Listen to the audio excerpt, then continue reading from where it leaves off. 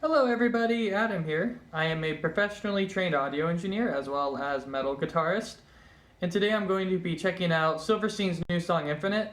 I'm a very big fan of Silverstein. I would say they're probably in my top 10 favorite bands of all time. And I'm very excited to hear this new song. I have not heard it yet, so I'm curious to know if it's going to follow in the way of the Word Alive's music, where there's more like electronic and synthy elements, because that seems to be very popular now in the post-hardcore and metalcore genre. So that's kind of my prediction about where things are going to go right now. But we just got to listen to it and figure it out. So let's go ahead and jump right in, and I will give you my thoughts as we go along. Well, I was instantly right about the synth and electronic elements, okay? But it's Silverstein, we'll see what they do. That sounds great. I really like how the drum hi-hats like pan very hard left. That sounds great.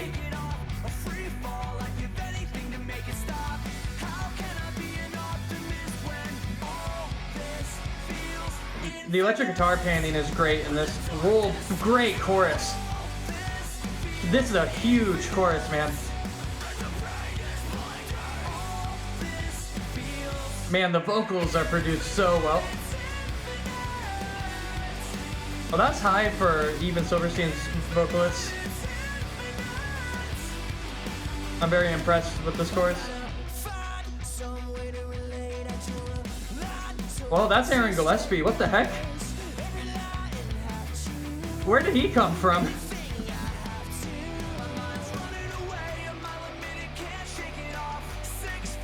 This is such a good like metal production. Oh, that electric guitar left ear was cool. I really like their chord production, or their chord choice that they use to go into that chorus. How they played the chord that's out of key to go back into the chorus, very popular to do. I really like how the bass is produced in this. Sometimes in metal music you just lose the bass, but this mix is so bassy. I love the fact that you can hear every instrument. It all has its own place, which is perfect. Man, that bass is good. That's a good bass tone. Still bassy, but it's retaining that really heavy pick hit as well.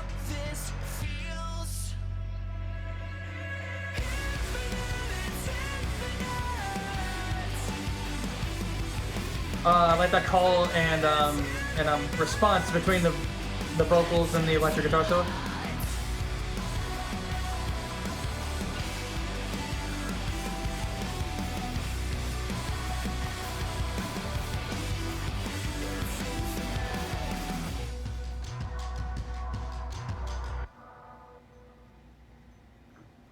All right, that sounded amazing.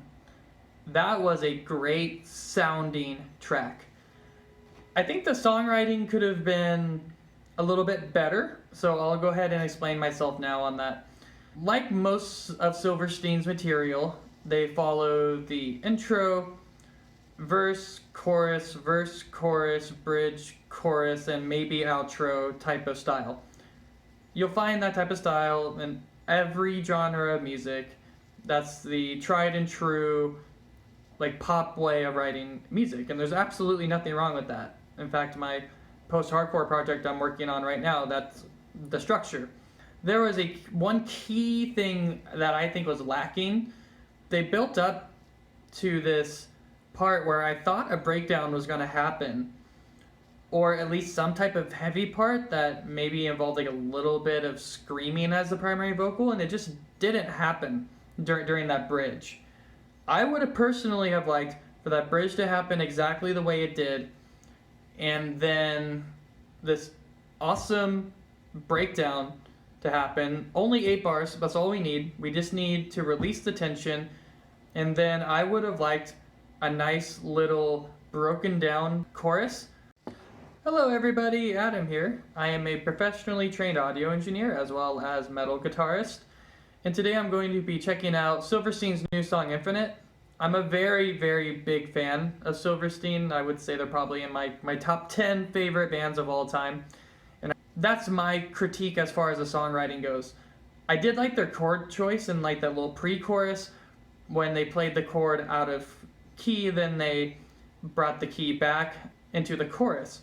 What that does is that causes a lot of tension, and then the chorus breaks that tension again. So it's a really good songwriting trick to do.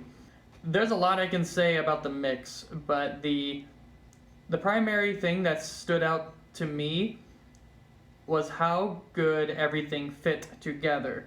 This is a well-rounded mix. There wasn't anything that I felt was too hot or too low, or is it like overly bassy and muddy so that you can't really hear the notes very well. And I feel like this song is a great example of what you can do for a metal song on the electric bass. It sounded like they were doing a few different things. The way I would have personally have gotten this sound is I would have had the source or the DI source, and I assume they also had amps mic'd for this as well.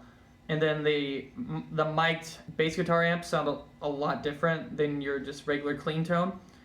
So I would have combined those two together, and I would have had more of the treble tone and like the hard attack and the picky hits coming from the amp. And then I would have boosted the low end on the DI tone, and then with 2 tracks you can make this really cool mono bass sound. It sounds like they might have done some parallel compression on this too for the bass, because the bass had this really good low end that I think there was the source material, and then there's the compressed material, and I also think they combined those two as well. Just amazing bass tone. The vocalist sat very, very well. I was really impressed with his vocal performance too. His screams sounded so big and wide, and that's something that with their previous mixes I've noticed that when he screams, he does this like half and half and fry scream type of style, which tends to be a little bit less powerful than his singing voice. Overall, I would say a decent song. I really wish I got a breakdown. I really wish I got something a little bit heavier from them. I'm not surprised at all about the synth elements. It just seems like every popular metalcore and post-hardcore band is pushed by their label to have these kind of synthy elements in it, which I totally don't mind, by the way. I think having some synth work in your music is totally cool. And my post-hardcore project, I'm using strings, the MIDI strings. So I think having MIDI works totally fine. I think having synths works totally fine, but it has to be tasteful, and it has to move along well with the artist's previous bodies of work.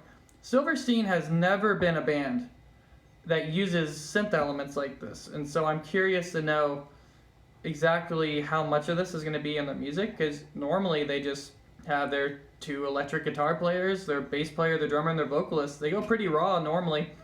They don't add a lot of polish and shine into the mix by having synths.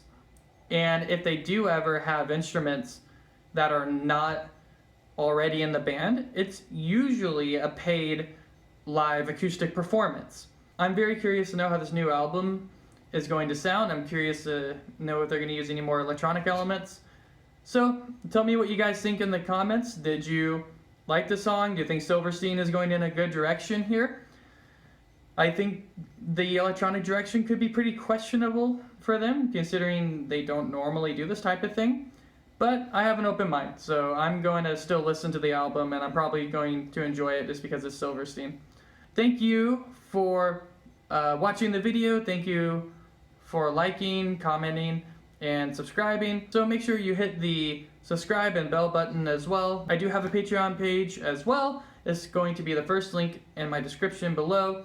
I have some cool tiers, some cool subscriber perks. Go down there, and see if there's anything of interest for you, and I'll see you in the next video. Bye bye.